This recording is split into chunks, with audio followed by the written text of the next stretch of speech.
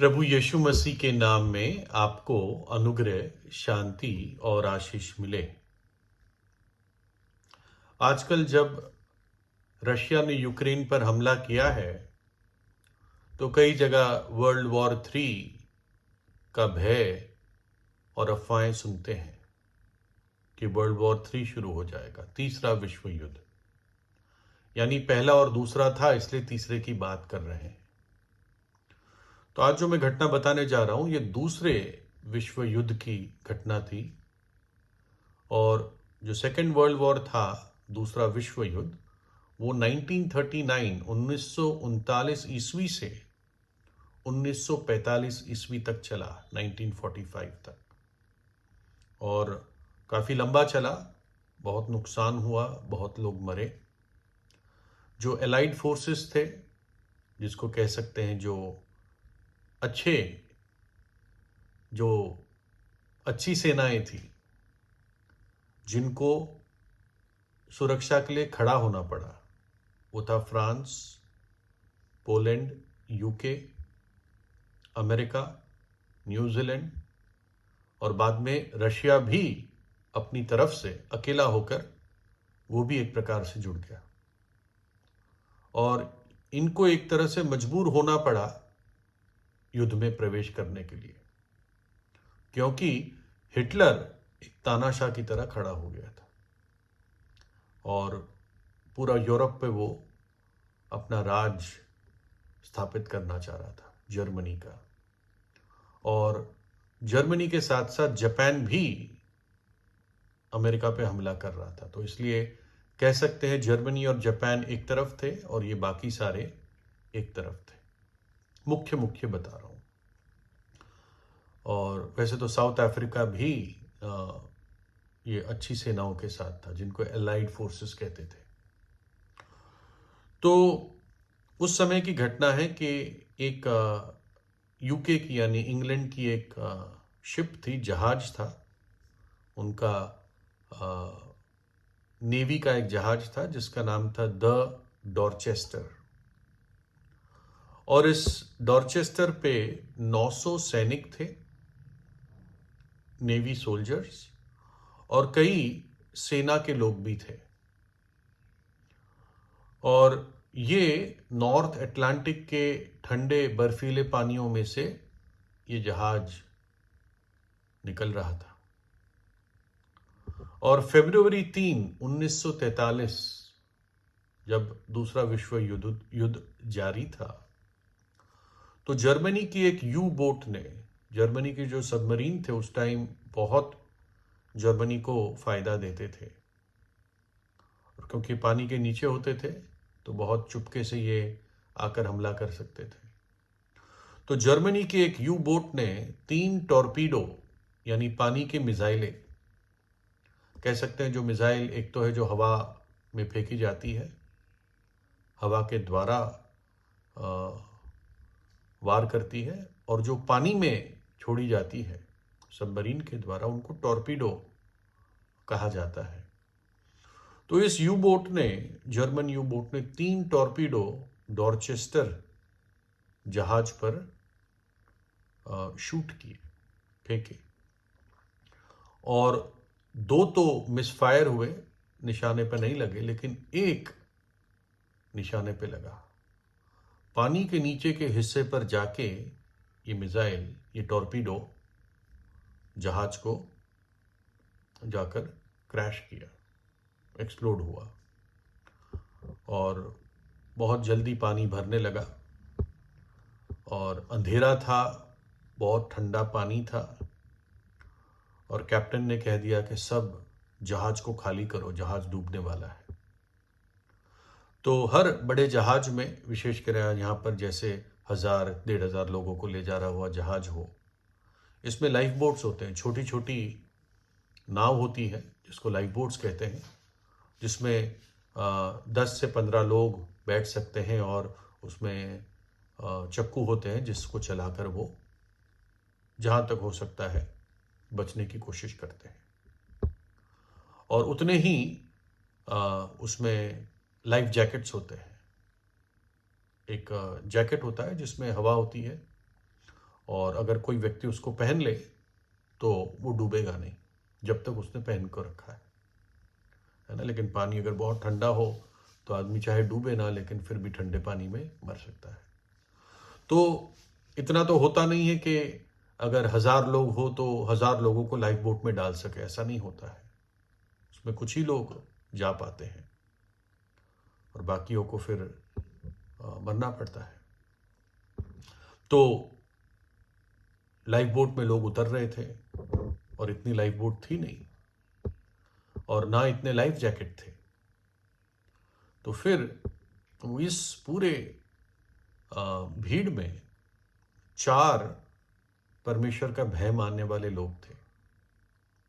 उसमें से 3 तो प्रभु यीशु को मानने वाले, प्रभु यीशु पर विश्वास करने वाले और प्रभु यीशु की सेवा करने वाले 3 व्यक्ति थे और एक रब्बी था जो यहोवा को मानता था। और इन चारों ने, क्योंकि जब वो टॉर्पीडो लगा तो कई लोग घायल भी हुए, उनके दर्द में उनको सांत्वना दे रहे थे, उनके साथ प्रार्थना कर रहे थे। और बाद में जब आखिरी समय सा आ गया कि अब जहाज पूरा डूबने वाला है, तो इन चारों के पास लाइफ जैकेट थे। ये चारों जो परमेश्वर के सेवक थे, इनके पास लाइफ जैकेट थे। इन चारों ने अपने लाइफ जैकेट 4 सैनिकों को दे दिए ताकि वो सैनिक चारों बच जाएं और ये चारों जो परमेश्वर के सेवक थे, ये जहाज के साथ डूबकर एक प्रकार से पानी उनकी कब्र बन गई।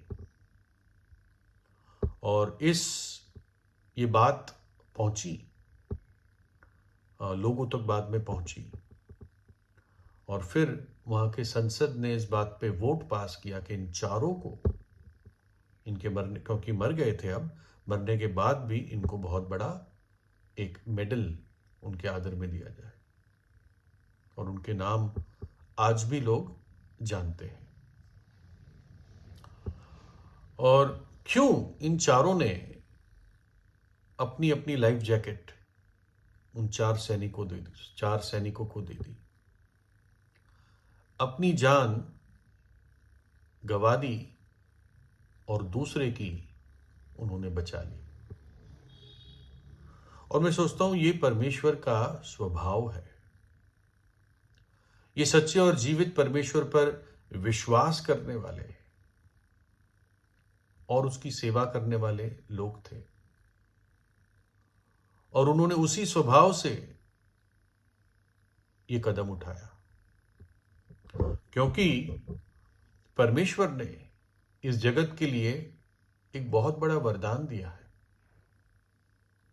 वचन बताता है परमेश्वर ने जगत से ऐसा प्रेम किया कि अपना इकलौता पुत्र दे दिया ताकि जो कोई उस पर विश्वास करे वो नाश ना हो परंतु अनंत जीवन पाए। परमेश्वर ने अपना पुत्र इस जगत के लिए दिया कि हमारे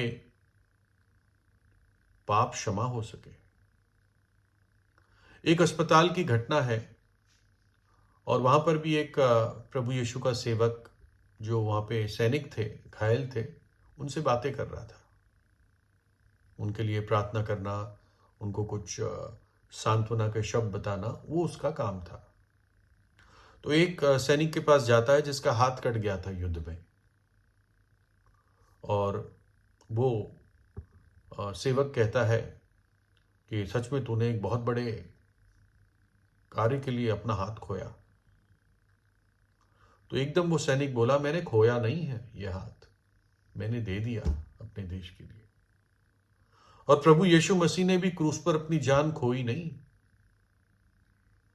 उसने स्वयं कहा यूहन्ना 10 अध्याय में कि कोई मुझसे मेरे प्राण छीनता नहीं है, लेता नहीं है।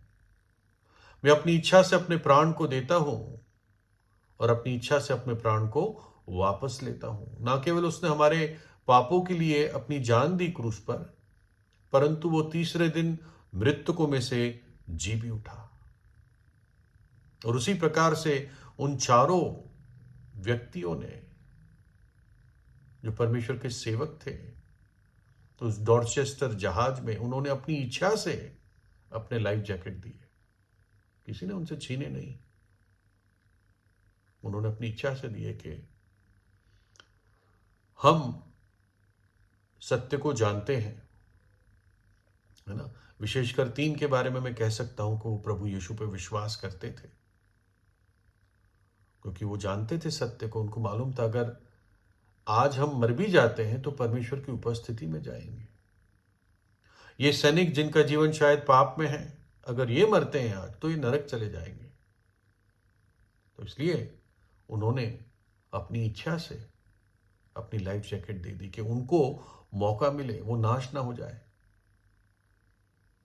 और जब मौका मिले तो वो भी विश्वास करें और उद्धार पाए। शायद इस बलिदान के काम को ही देखकर उनकी आंखें खुल जाए कि जैसे इन्होंने हमारी लाइफ जैकेट दी, यीशु मसीह ने क्रूस पर मेरे लिए अपना प्राण दिया। और कैसे एक रुचि वाली बात है कि एक व्यक्ति ने एक सैनिक के लिए अपनी लाइफ जैकेट दी। 4 सैनिक थे तो चारों ने अपनी लाइफ जैकेट दी, और 4 बलिदान एक प्रकार से दिए गए 4 व्यक्तियों को बचाने के लिए। लेकिन प्रभु यीशु मसीह जब इस जगत में आया, जब परमेश्वर का पुत्र मनुष्य बनकर आया, तो उसने अकेले पूरे जगत के पाप का बोझ अपने ऊपर उठाया। बाइबल ये हमें सिखाती है। प्रेरित पौलुस, जो एक परमेश्वर का बहुत बड़ा दास रहा, वो कहता है, परमेश्वर के पुत्र ने मुझसे प्रेम किया और मेरे खातिर अपनी जान दे दी। और उन 4 जिन्होंने अपनी लाइफ जैकेट दे दी, उनको तो बहुत आदर दिया गया उनकी सरकार ने। लेकिन आज बहुत सारे लोग हैं जो अपना पूरा पूरा जीवन प्रभु यीशु को समर्पित करते हैं और उसके नाम को आदर और महिमा देते हैं अपने जीवन से। वो ये तक कहते हैं कि मेरे लिए जीना अब यीशु मसीह है और मरना लाभ है। तो प्रभु यीशु से प्रार्थना कीजिए, उसके बलिदान पर मनन कीजिए कि मुझे और आपको बचाने के लिए उसने क्रूस पर अपना प्राण दिया, ताकि हर पापी को पश्चाताप का मौका मिले, वो नाश ना हो जाए। नरक का दंड बहुत भयानक है, वहां से कोई लौटना नहीं है। अगर बचना है तो इसी जीवन में बचना है। तो प्रभु यीशु से प्रार्थना कीजिए।